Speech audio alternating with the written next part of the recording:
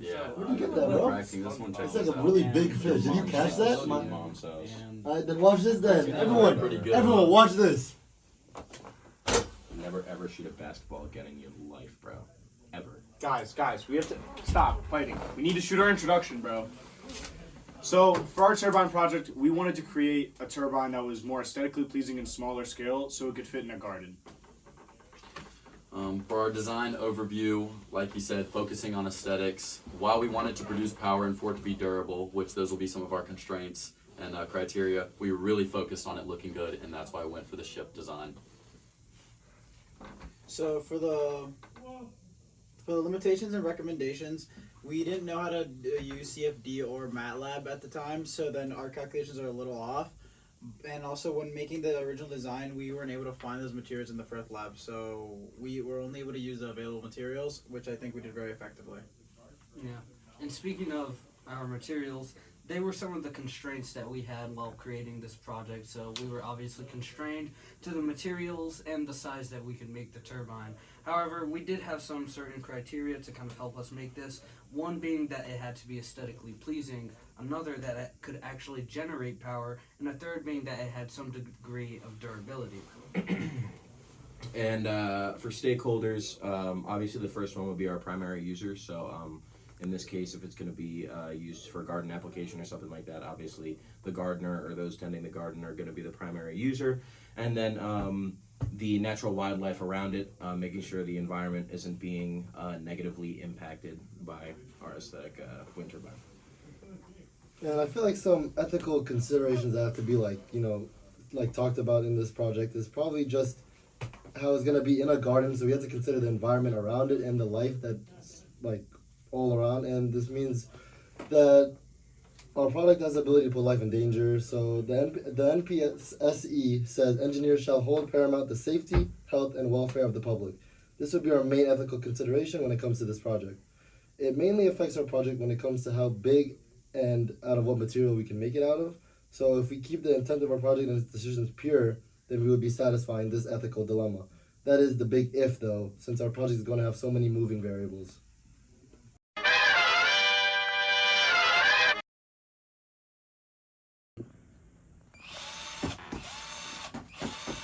All right.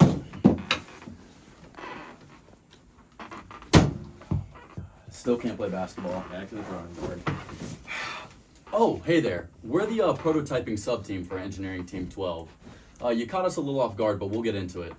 For our initial prototype, it was an in-class assignment, and so we were using cardboard, paper, and a dowel rod. Nothing too serious, but it was a good first step for our team. And so what this really did is put the idea that we were going to go for this type of sail ship type of vibe. And so this is what we kind of went for our initial design, and we just kind of scaled it up from there. So then comes our final design. And for our sails, obviously we're only able to use paper in the in-class assignment, but here we use this thick vinyl-y plastic almost. It was nice and stretchy, so it was easy to get around the plywood, and that's what we bolted down all of our sails to. And then we had to obviously fix some spacing and things like that, and which is expected because it's on a larger scale. And then we added some decals, and that's it. It's nice and sturdy. Yeah, and as you can see, once again, we really went for the aesthetic type of look, and so we weren't too worried about how efficient it was, but it did perform pretty well, around 40 RPMs and just under 0.1 volts produced. So we're pretty happy with what we got, and that's all we have from the prototyping sub-team.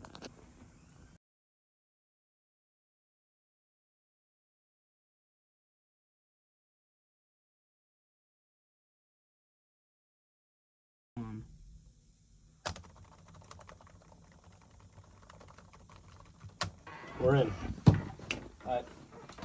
Sorry, you guys caught us at a bad time. We were just hacking into Russia, but we're the programming team, and we're going to be talking about our webcat and how it's going to be used in real life.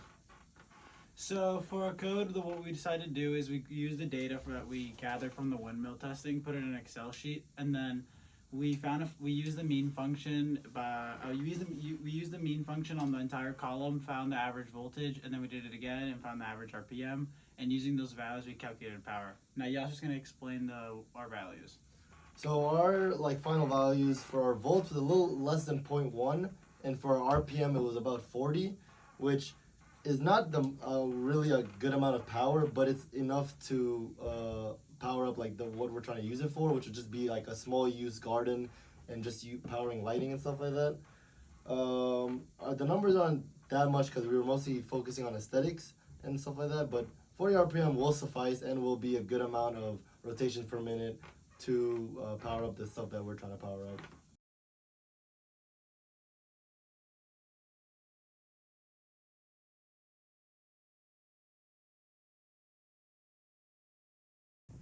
Hey, I want to show you a little bit about our CAD modeling. Don't worry about him. Bro, you're fine. Come on, let's go. Jared? Jared, what are you doing? I'm modeling. Bro, it's 3D modeling. I am 3D. Jared, you're embarrassing me, bro. Sorry about that earlier. We are the CAD 3D modeling team, and we're here to talk about how we changed from our initial design to our final design. Alright, so here's the initial design. And so, one main thing you'll notice about the initial design is that it does look like sails on a boat. One major difference is that there are four and they're actually perpendicular to each other, so that way wind can catch the sails no matter what direction it's coming from, and the turbine will always turn that way. However, a couple issues with this design are the big gap in between sail and the center rod here. And so, after our first CFD, we noticed that probably hurt its ability to turn a little bit. Also, there's not much curvature here in the blades, and so we improved that in our next design. So here in our final design, you can see the blades here a lot more curved, and there's almost no space here between the rod and the blade, or in the sail. And that allows us to have the wind stay there and allow the turbine to spin faster and generate more power.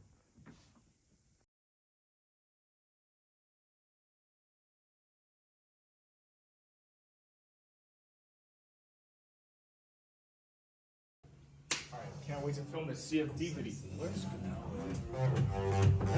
What are y'all doing, bro? Get out! We have to film the CFD video. Get out!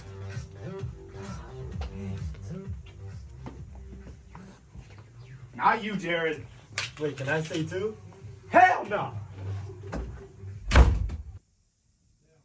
Finally, they're all gone. Yeah, sorry about that. Yeah. Oh, hey, you're still here. We're the CFD team, and here we have some of our CFD results from the CFD test that we ran on our CAD models. So this is our final CFD simulation. As you can see, this is the side view of one of the wings. And you can see around here that there's some blue coloring, which means that the wind is slowing down versus out here, where the wind is still at its maximum speed. So you can see that our turbine is slowing down that wind. It's allowing the turbine to create power and spin more efficiently. And that's what we learned from our CFD.